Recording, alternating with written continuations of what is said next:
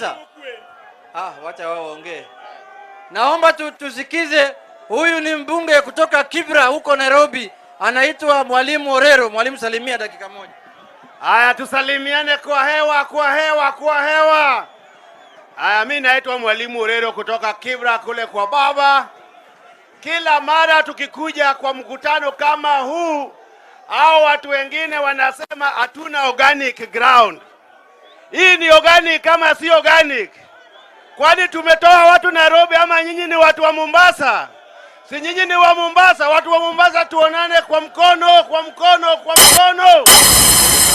Ya mwisho, sisi tuko nyuma ya kiongozi wetu Daktari Oginga Oburu na chair lady Mama Gladys Wanga. Asanteni sana, Mungu awabariki. Haya, Mheshimiwa Paula Bori yuko hapa.